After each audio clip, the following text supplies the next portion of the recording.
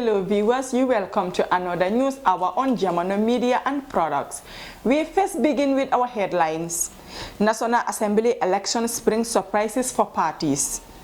No National Assembly member for National People's Party from Banjul to Soma except Olyundum. CDNJ said most of the elected independent candidates belong to the National People's Party. United Democratic Party bails positive election results. Those were the headlines. We now have the news in detail.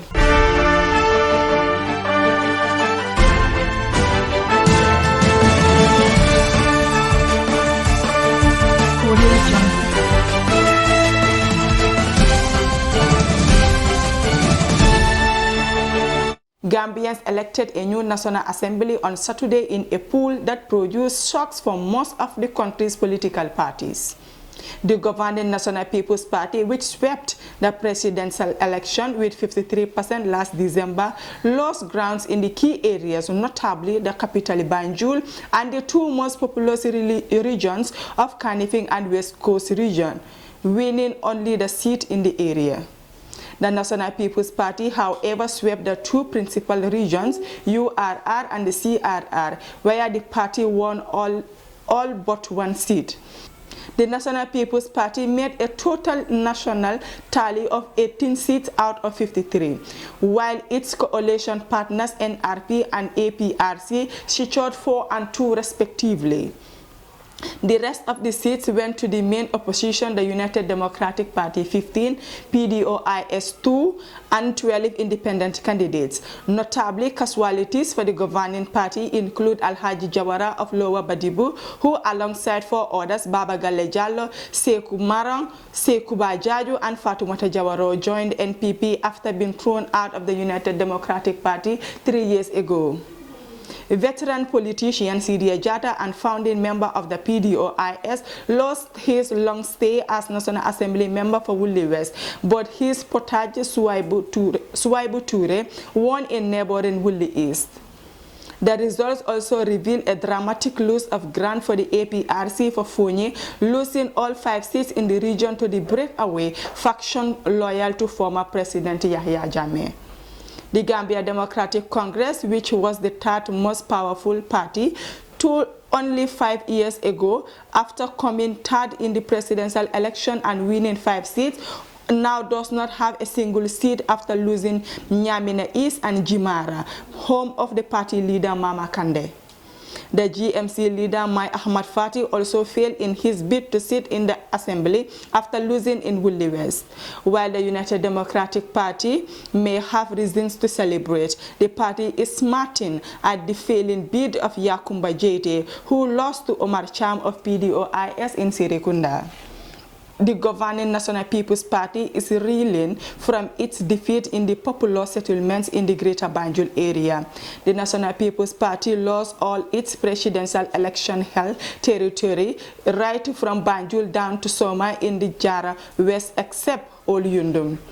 The results are seen as a blow to the ruling party and have given renewed hope to the opposition, principally the United Democratic Party, that it could bounce back from its defeat at the presidential election and retain its area council and mayoral seats in the next year's local government elections. The gloating United Democratic Party election monitor told journalists in Sukuta on the election night. These results show that the NPP did not win last presidential election. We have flushed them out from Banjul to Soma, and the only resting place for them is Olyundum. In December's presidential election, President Adama Barrow won almost everything in these areas. A key aide to President Adama Barrow and strategist for his party, the National People's Party, has said the majority of the independent candidates who got elected in the last Saturday's parliamentary elections are in fact members of his party. Reacting to the elections results, National People's Party Deputy Spokesperson CDNJ last night told the Standard it is because of the dissatisfaction during the selection processes they decided to not necessarily go against the government or the president. So he can assure all that most of these independent candidates most of them are from the National People's Party. They recognize that and they will find a way to avoid such recurrence. The National People's Party will find a way of reconciling with its members and return them to the party. They congratulate all those who vote for the party and those who have contested under the party, whether they won or not. And now that the elections are over, they want to call on all Gambians to put their differences aside and focus on national development.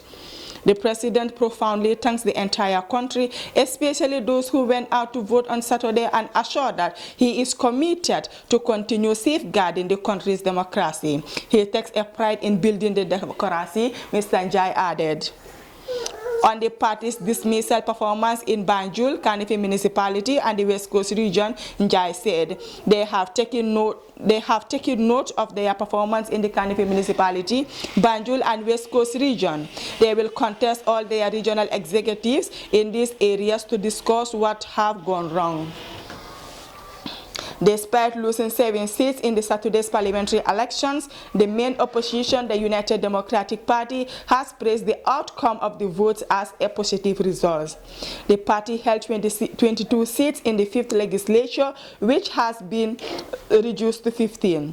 Party spokesperson Alma Metal told the Standard yesterday that results are encouraging, and they sent a clear message from the electorate that the country needs a course correction.